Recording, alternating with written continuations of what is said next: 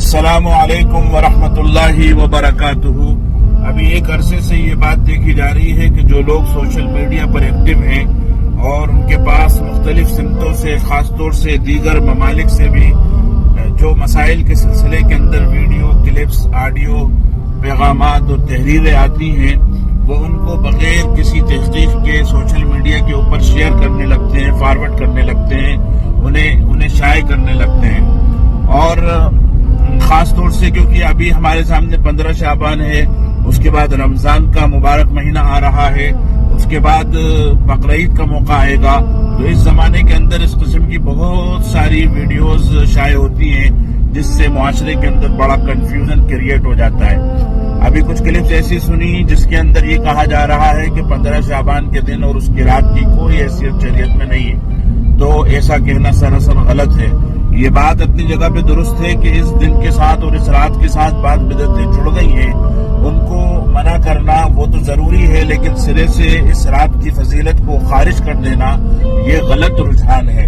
میں اپنی طرف سے کوئی بات کہنے کی جگہ آپ کے سامنے علماء کرام کا ایک فتویٰ پڑھ کر سنا رہا ہوں۔ وہ استفتاء کا جواب یہاں سے شروع ہو رہا ہے کہ شعبان کی 15ویں شب شب برات کہلاتی ہے، یعنی وہ رات جس میں مخلوق کو گناہوں سے بری کر دیا جاتا ہے۔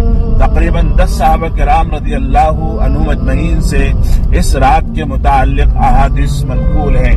حضرت عائشہ رضی اللہ عنہ فرماتی ہے کہ شعبان کی 15ویں شب کو میں نے نبی کریم صلی اللہ علیہ وسلم کو اپنی آرام گاہ پر موجود نہ پایا تو تلاش میں نکلی، دیکھا کہ آپ جنت البقیع کے قبرستان میں ہیں۔ پھر مجھ سے فرمایا کہ آج شعبان کی 15ویں رات ہے، اس رات میں اللہ تعالی آسمان دنیا پر نزول فرماتا ہے اور قبیلہ بنی کلب کی بکریوں کے بالوں کی تعداد سے بھی زیادہ گناہگاروں کی بخشش فرماتا ہے۔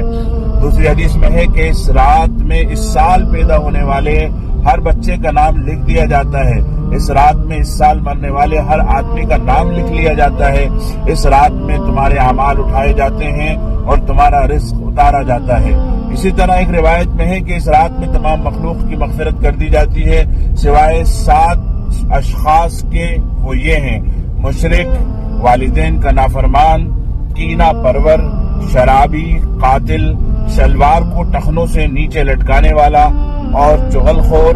ان 7 افراد کی اس عظیم رات میں بھی مغفرت نہیں ہوتی جب تک کہ یہ اپنے جرائم سے توبہ نہ کر لیں۔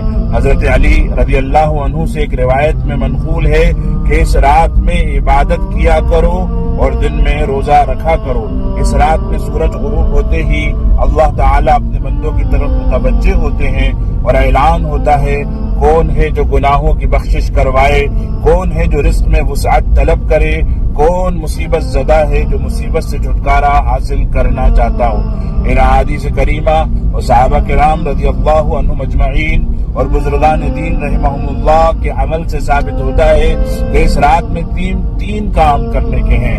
ایک، قبرستان جا کر مردوں کے لیے ایصال ثواب اور مغفرت کی دعا کی جائے، لیکن یاد رہے کہ نبی کریم صلی اللہ علیہ وسلم سے ساری حیات مبارکہ میں صرف ایک مرتبہ شب برات میں جنت البقیع جانا ثابت ہے۔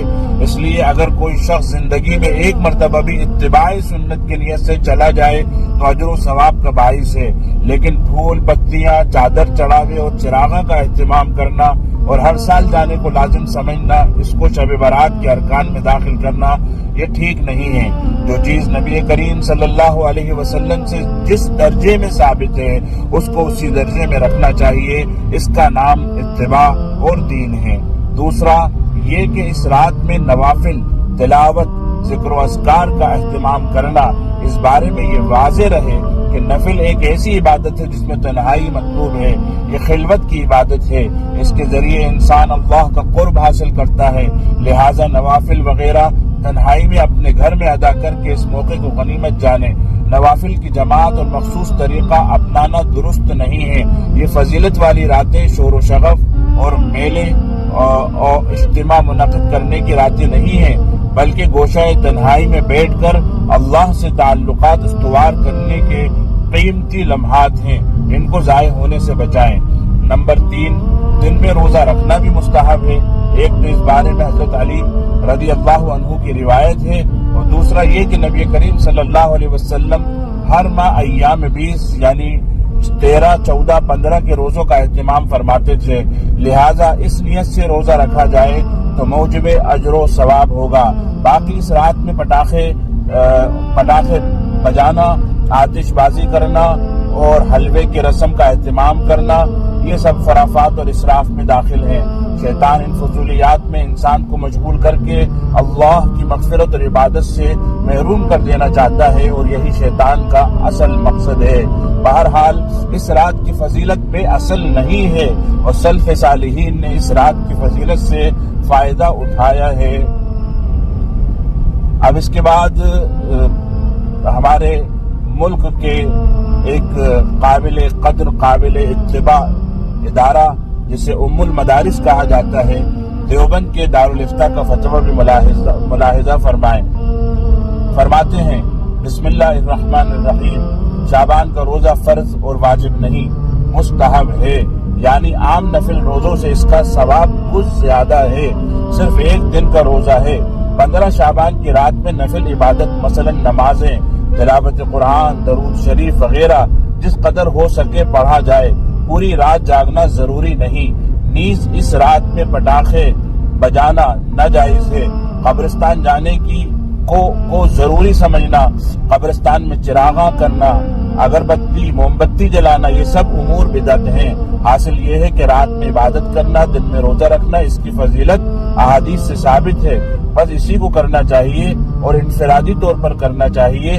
اس کے لیے لوگوں کا جڑنا اور اس کے لیے خاص طور سے عبادت کا اجتماع کرنا یہ ثابت نہیں ہے۔ واللہ تعالی عالم۔ دارالفتہ دارالعلوم دیوبند۔ تو یہ ان فتاوی سے یہ بات ظاہر ہو گئی ہے۔ لوگ عام طور پر یہ اشکال کرتے ہیں کہ جتنی بھی روایتیں آئی ہیں اس رات کی فضیلت کے سلسلے میں وہ ضعیف روایتیں ہیں۔ تو البانی رحمۃ اللہ علیہ جو احادیث کے سلسلے میں کافی حد تک جو ہے محتاط ہیں، یہاں تک کہ ان کی احتیاط کی وجہ سے بعض علماء کرام ان پہ تنقید کرتے ہیں، اور کہیں کہیں وہ تنقید حق اور سچ بھی نظر آتی ہے کہ وہ بہت ساری حدیثوں کو جن کو ان کو انہوں نے ضعیف کہا ہے، جن کو دوسرے علماء کرام نے حسن اور صحیح کہا ہے، تو یقیناً وہ بہت زیادہ محتاط ہیں۔ البانی رحمۃ اللہ علیہ تک نے یہ فرمایا ہے کہ 15 شعبان کے دن اور رات کے سلسلے کے اندر اتنی بکثرت روایتیں آئی ہیں کہ اب ان کے ذوف کا حکم ختم ہو گیا۔ یہ نہیں کہا جا سکتا کہ 15 شعبان کی سرے سے کوئی فضیلت ہی نہیں ہے۔ تو اللہ تبارک و تعالی ہمیں سنت اور شریعت کے مطابق عمل کرنے کی توفیق عطا فرمائے۔ تو آپ اس دن جو ہے رات کے وقت میں عبادت بھی کریں اور دن میں روزہ بھی رکھیں، اور اگر کوئی کبھی سالوں میں 2-4 سال میں ایک مرتبہ قبرستان اس رات میں چلا جائے تو وہ بھی غلط عمل نہیں ہے، وہ بھی ایسے ہر سال جلوس کی شکل کے اندر جانا یہ مناسب نہیں ہے۔ لیکن بہرحال اللہ کے نبی صلی اللہ علیہ وسلم اس رات میں گئے ہیں، تو اگر کوئی جائے تو کوئی حرج کی بات نہیں ہے۔ والسلام علیکم ورحمۃ اللہ وبرکاتہ۔